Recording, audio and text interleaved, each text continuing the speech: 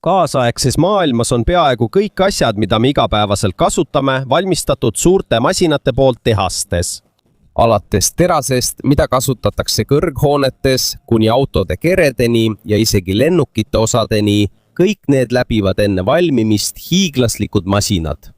Tegelikult on olemas masinad, mis suudavad vormida tahket terast tuhandete tonnide survega, on olemas hiiglaslikud ahjud, mida kasutatakse lennuki kere kõvendamiseks ning on ka väga suured kraanad, mis tõstavad laeva osi, mis kaaluvad rohkem kui 1000 autot kokku. Aga küsimus on, millised need masinad välja näevad ja kuidas need töötavad. Selles videos näitame teile, kuidas töötavad mõned maailma suurimad ja võimsaimad tehase masinad, mis aitavad kaasa kaasaegse maailma loomisele. Alustame siis, aga enne kui alustame arutelu, palun jätke meile üks like ja tellige ka meie kanal. See on meile sisuloojatele väga suureks abiks. Alustame siis. Esimene meie nimekirjas on tööstuslik autolõikur. Esimesena meie nimekirjas on tööstuslik autolõikur. Esmapilgul tundub, et see, mida see masin teeb, on võimatu. Terve auto pannakse masinasse. Mõnikord on auto kere isegi täiesti terve. Aga kui see masinast välja tuleb, ei tunne sa seda enam äragi. Endine auto muutub väikesteks metallitükkideks, mis näevad välja nagu konfetid. Nii võimsad on masinad suurtes taaskasutustehastes. Euroopa metallide taaskasutustööstuse aruannete kohaselt kasutatakse suuri tööstuslikke purusteid selleks, et kiiresti eraldada teras, alumiinium, vask ja muud materjalid vanadest autodest. Tänu sellele taaskasutatakse metalle kiiremini ja neid saab uuesti kasutada uute toodete valmistamisel. Aga enne sellise masina leiutamist oli protsess väga keeruline. Varem lammutati autosid käsitsi. Kasutati lõiketõrvikut, haamrit ja erinevaid tööriistu, et iga osa eraldada. Ühe auto lammutamine võis võtta terve tööpäeva. Nüüd saab tööstuslik purustaja selle töö tehtud vaid mõne sekundiga. Masina sees pöörlevad tohutud terasest rootorid väga suurel kiirusel. See on nagu hiiglaslik terasest blender. Kui auto sisse läheb, tabavad seda kohe võimsad purustid, kuni see tükkideks laguneb. Kuid sellega protsess veel ei lõpe. Purustatud metall läbib veel erinevaid süsteeme, mis eraldavad terase, alumiiniumi, vase ja muud materjalid. Magnetid tõmbavad terase välja. On ka teisi masinaid, mis eraldavad kergemaid materjale nagu plastikut ja kummi. Lihtsalt öeldes, peaaegu midagi ei lähe raisku. Üks tuntumaid tööstuslikke purustajaid Euroopas asub Newportis, Walesis. Sealne masin on väga suur. See on võimas ja kasutab tohutult palju elektrit. Selle töö kohta käivate aruannete kohaselt ulatub selle mootori võimsus 1000 hobujõududeni. Just nii palju energiat on vaja, et purustada iga päev tonne ja tonne terast. Ja kuna protsess on nii kiire, suudavad suured ringlussevõtutehased töödelda iga kuu tohutul hulgal vanametalli. Midagi, mis oleks varem olnud inimestele peaaegu võimatu. Aga mis veelgi tähtsam, see ei seisne ainult autode purustamises. See on oluline ka keskkonna jaoks. Kui vanadest autodest saadud terast taaskasutatakse, on uue metalli tootmiseks vaja vähem kaevandamist. Samuti kulub vähem energiat kui terase tootmisel toorainest. See tähendab, et kuigi masin võib tunduda lihtsalt purustina, on see suur abiline kaasaegsele tööstusele ja maailma jäätmete taaskasutamisel. Ja kuna sõidukite arv kogu planeedil pidevalt kasvab, muutuvad sellised hiiglaslikud masinad veelgi olulisemaks. Sest vaid mõne sekundiga suudavad nad anda vanasõiduki jaoks uue alguse. Järgmisena meie nimekirjas on hiiglaslik hüdrauliline sepistuspress. See asub Hiinas Sichuani provintsis. Riigi rasketehnika-tööstuse aruannete kohaselt on see üks maailma suurimaid sepistamispresse. See on nii suur, et peaaegu sama kõrge kui 10-korruseline hoone, kuid selle jõud on veel hirmutavam kui selle suurus. See masin suudab avaldada jõudu, mis ulatub 10 000 tonnideni vaid ühele metalliosale. Et mõista, kui tugev see on, kujuta ette, et tohutu raskus surub metalli nii kõvasti, et see muudab oma kuju. Ja mis veelgi üllatavam, see ei purusta metalli. Kõigepealt pehmendatakse titaani, kõrgekvaliteedilist terast või nikli sulamite äärmise kuumusega. Kui metall on juba väga kuum, siis alles pannakse see hiiglasliku pressi alla. Kui hüdrosüsteem langeb, surutakse metall aeglaselt kokku, kuni see võtab vormikuju. See on nagu savi, mida käega pigistatakse. seda protsessi kasutatakse väga oluliste lennuki osade valmistamiseks. Nende hulka kuuluvad maandumisseade, kandekonstruktsioon ja muud detailid, mis peavad õhus olles olema eriti vastupidavad. See on oluline, sest lennuk kogeb korduvalt väga suurt survet. Iga kord, kui lennuk maandub, saab maandumisseade väga tugeva löögi osaliseks. Paljude teenistusaastate jooksul juhtub see korduvalt, seega ei tohi teras olla nõrk. Inseneriuuringute kohaselt on sepistatud metallid tugevamad kui tavalised valatud metallid. Sest kui metalli pressitakse, muutub selle sisemine struktuur tihedamaks ja ühtlasemaks. Lihtsas keeles öeldes on terases vähem auke ja nõrkusi. Võimalus, et see kasutamise ajal puruneb, on väiksem.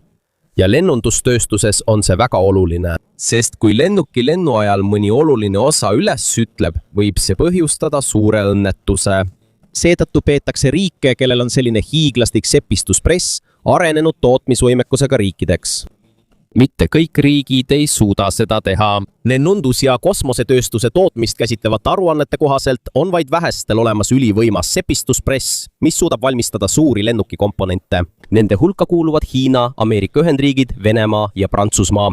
Ja kui Hiina lennundustööstus kasvab, on see masin muutunud oluliseks ka nende enda reisilennukite nagu C919 tootmisel. Aga selle hiiglasliku pressitööks ei piisa tavalisest masinast.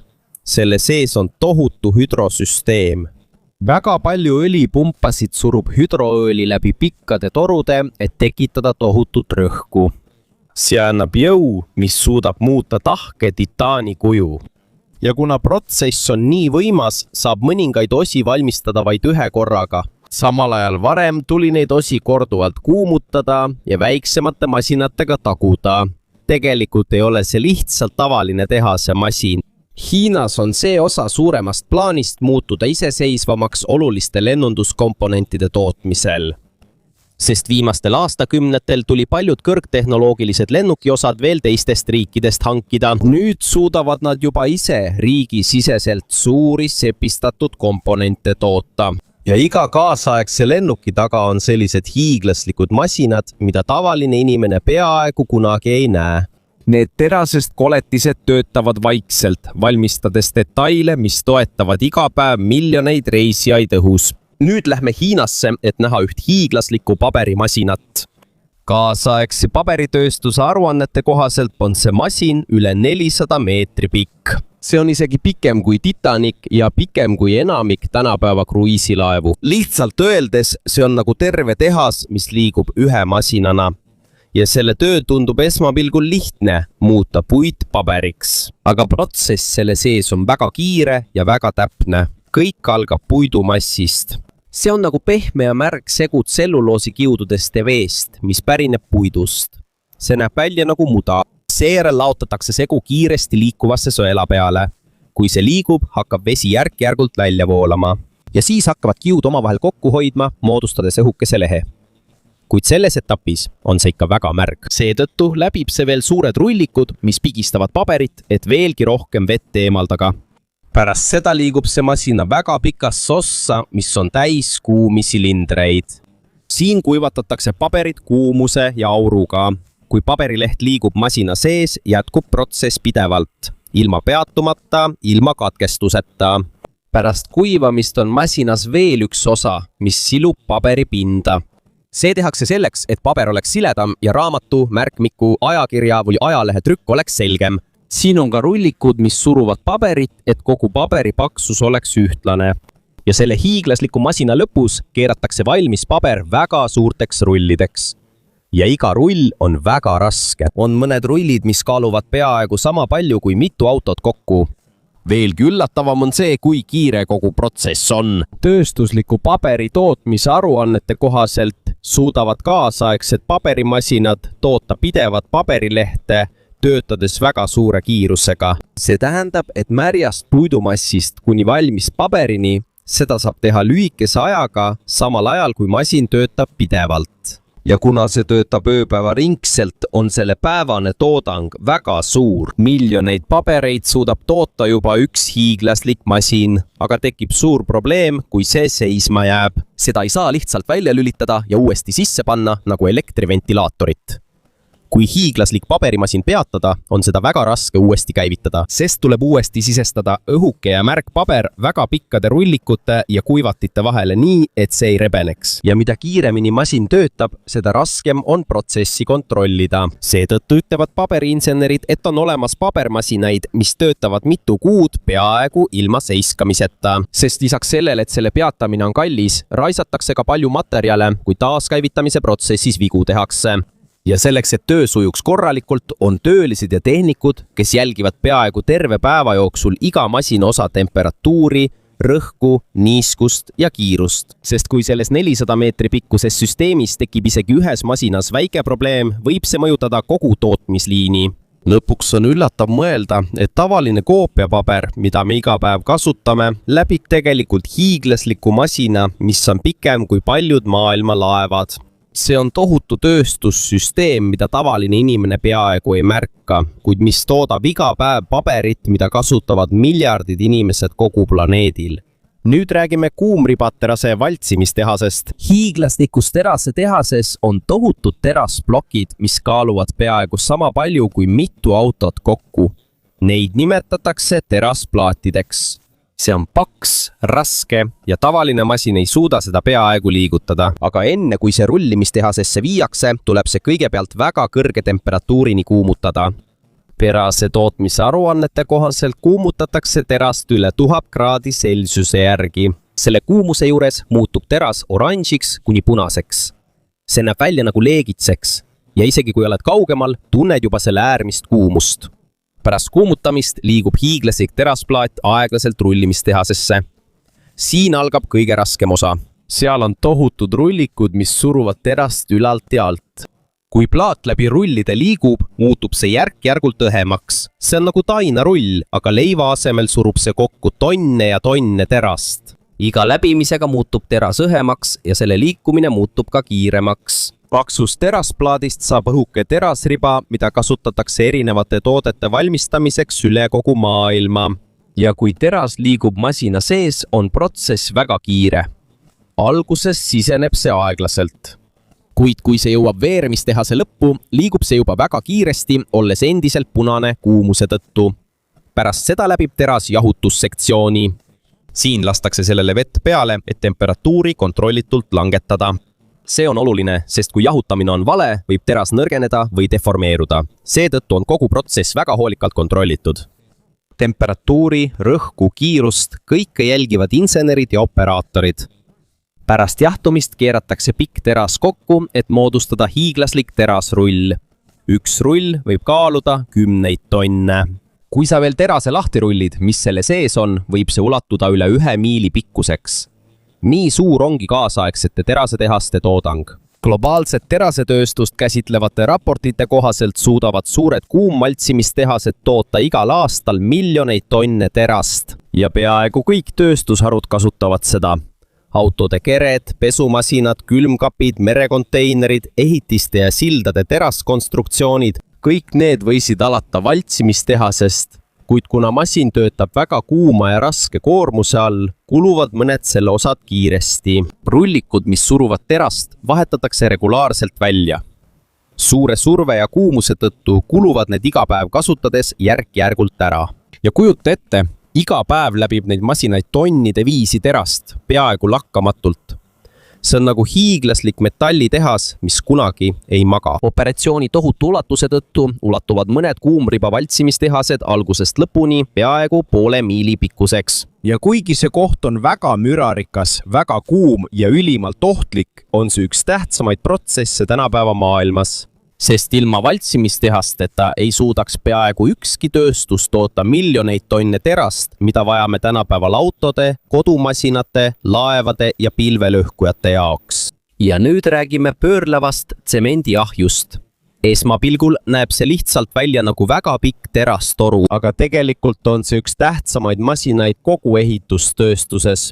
Tsemendi tootmise aruannete kohaselt võivad suured pöörlevad ahjud olla üle 200 meetri pikad. See on isegi pikem kui paljud laevad. Ja hoolimata oma tohutust suurusest pöörleb see terve päeva ja öö jooksul väga aeglaselt, peaaegu ilma peatumata. Selle hiiglasliku toru sees valmistatakse klinkrit, see on peamine materjal, millest pärast purustamist ja teiste ainete lisamist tehakse tsemendi. Ja tsement on üks tähtsamaid materjale tänapäeva maailmas. Sest ilma tsemendita ei oleks peaaegu ühtegi hoonet, silda, maanteed ega suurt ehitist, mis suudaks kindlalt püsida. Protsess algab lubjakivi, savi, liiva ja teiste mineraalide segamisega. Seejärel viiakse need pöördahju ülemisse ossa. Kuna hiigeltoru on veidi kaldu ja pöörleb pidevalt, liiguvad materjalid aeglaselt alla masina kõige kuumemasse ossa. Selle sees liikudes muutub see järjest kuumemaks ja kui see läheneb otsale, tõuseb temperatuur üle 1400 kraadi Celsiuse järgi. See on nii kuum, et suudab muuta materjalide keemilist struktuuri seespool. Siin moodustub klinker, mida kasutatakse tsemendi valmistamisel.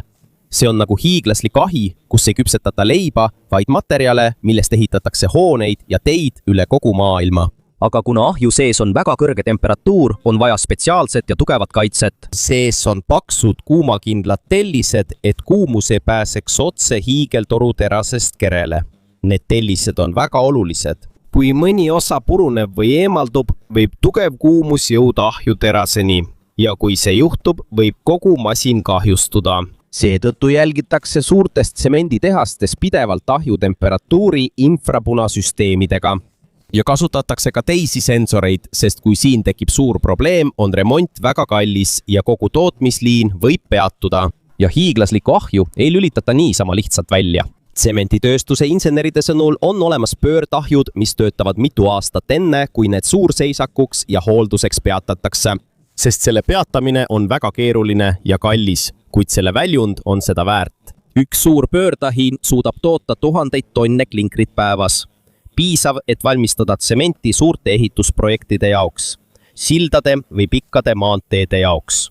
Ja vastavalt Global Industry Reportsile toodetakse maailmas igal aastal miljardeid tonne tsementi. See tähendab, et peaaegu kõigil linnadel, teedel ja moodsal infrastruktuuril planeedil on seos selle hiiglasliku pöörleva masinaga. See pöörleb vaikselt päevast päeva. Pole mingeid vilkuvaid tulesid. See ei näe kuigi dramaatiline välja. Aga see on üks neist masinatest, mis sõna otseses mõttes aitab kaasa kaasaegse tsivilisatsiooni ülesehitamisele. Sest iga hoone ja iga sild, mida me täna näeme, on suur tõenäosus, et selle tsement sai alguse väga kuumas ja väga pikas pöördahjus. Nüüd vaatame aga autotööstusest tantsimispressi.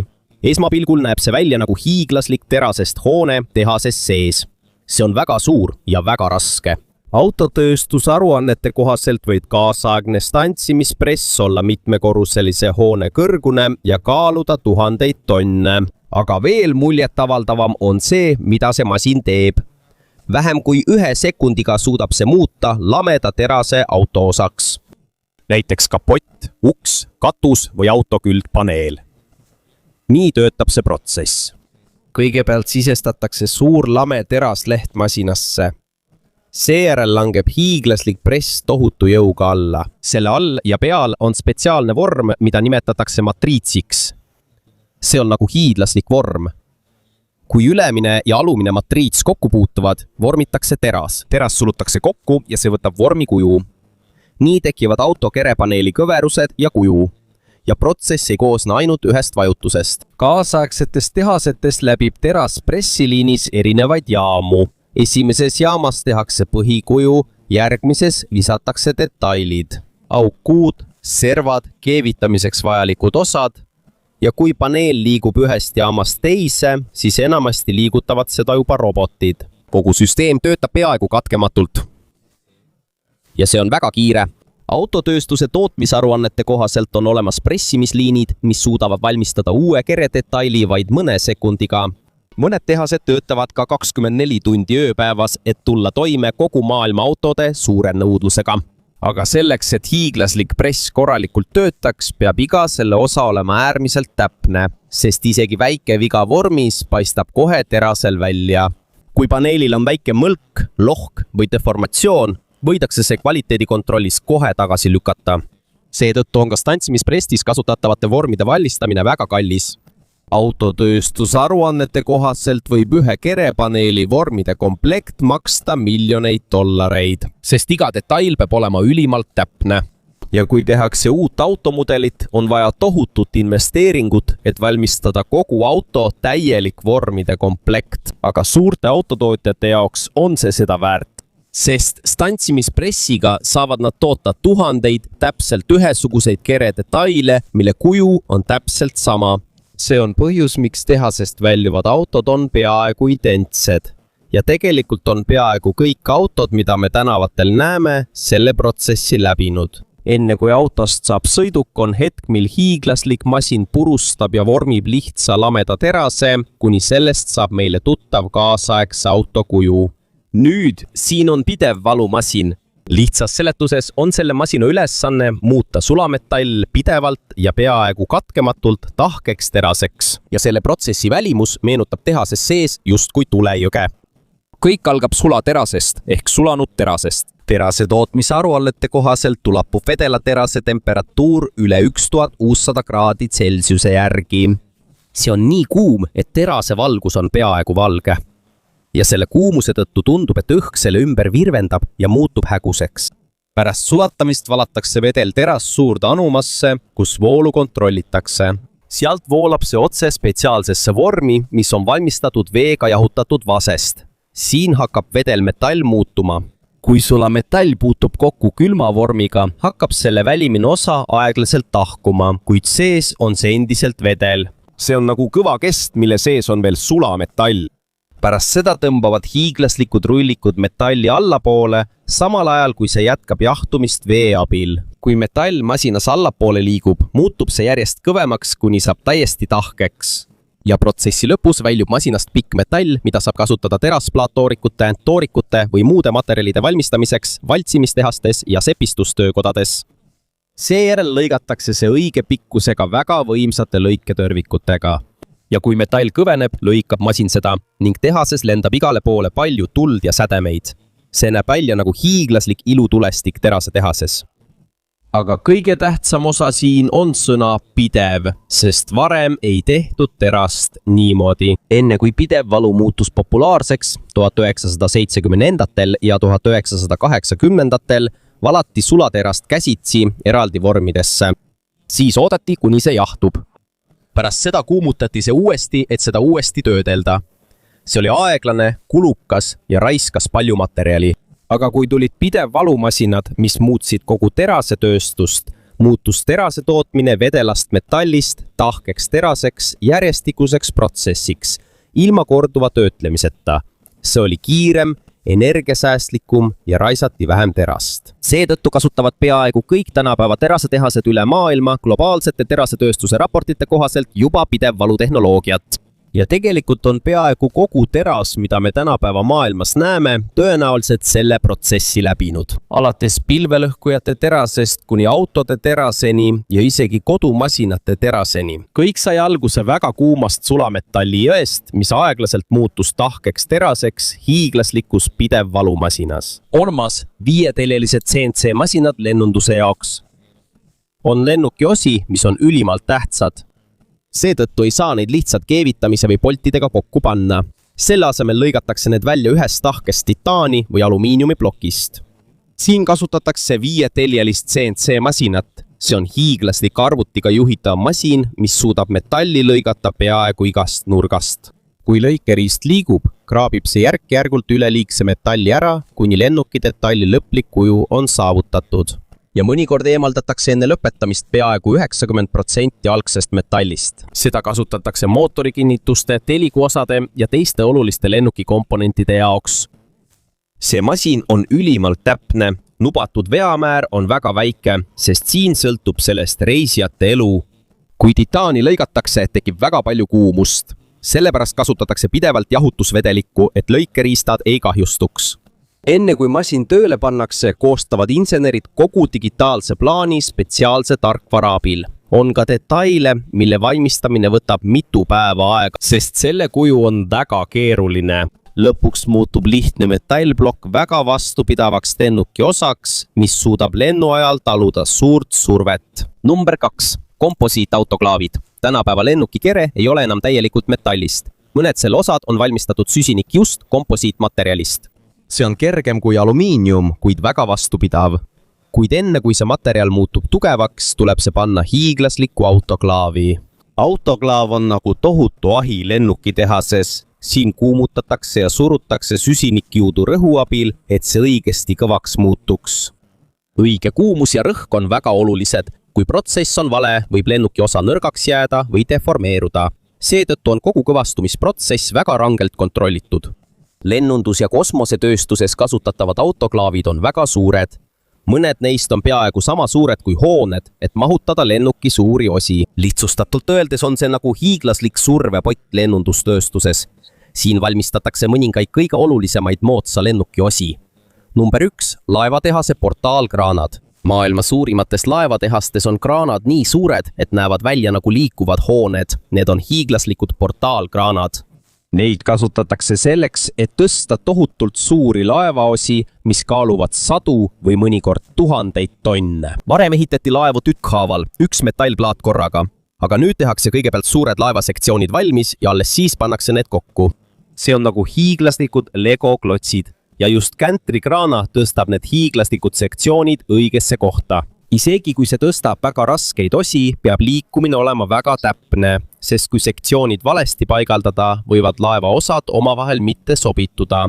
Laevatööstuse aruannete kohaselt on Lõuna-Koreas ja Hiinas portaalkraanasid, mis suudavad tõsta üle 10 000 tonni. See on üks suurimaid liikuvaid masinaid, mille inimene on kunagi loonud. Ja need hiiglaslikud masinad aitavad ehitada suuri laevu, mida kasutatakse kauba ja toodete vedamiseks üle kogu maailma.